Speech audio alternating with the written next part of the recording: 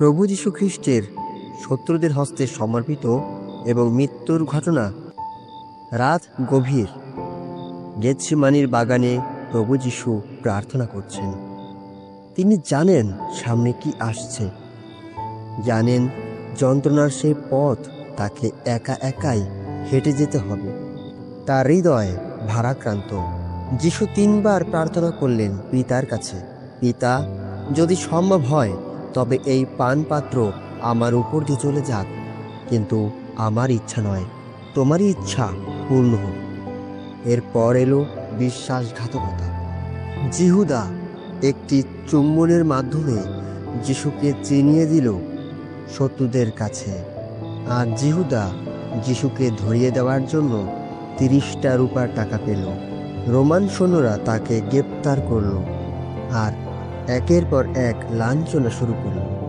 এদিকে আবার যিশুর শিষ্য পিতর তার প্রাণের ভয়ে তিনি যিশুকে চিনে না বলে 3 বার অস্বীকার করল, যেটা যিশু পিতরকে বলেছিল, তুমি 3 বার আমাকে অস্বীকার করবে আর তারপর মোরগ ডেকে উঠবে।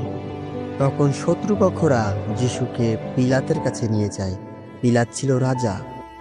পিলাত তখন যিশুকে নিয়ে গিয়ে চাবুক দিয়ে প্রহার করালেন। সৈন্যরা একটি কাটার মুকুট তৈরি করে তার মাথায় গেঁথে দিয়ে পরালো। তারপর তারা প্রভু যিশুর প্রতি নির্মম অত্যাচার শুরু করতে থাকে। তারা তাকে বেগুনি রঙের পোশাক পরিয়ে দিল। বারবার তার কাছে গিয়ে তারা বলতে লাগলো, ইহুদিরাজ নমস্কার, ইহুদিরাজ নমস্কার। আর তার মুখে অনেকবার তারা চড় মারতে লাগলো। ওই সময় যিশুর বিপক্ষ সকল জনতা যিশুকে অশ্লীল ভাষায় গালাগালি করতে থাকলো এবং অপমান করতে লাগলো। আর সারা রাত ব্যাপী যিশুর প্রতি অমানবিক নির্যাতন করতে থাকে তারা, এবং যিশুকে 39 বেত্রাঘাত করা হয়। আবার এমন ধরনের চাবুক দিয়ে মারা হয় যে চাবুকগুলিতে অনেকগুলি লম্বা দড়ি থাকে, আর সেই দড়ির মাথায় বড়শির মতন চিকন হুক থাকে, যা দিয়ে পিঠে আঘাত করলে পিঠের সমস্ত মাংস উঠে আসে।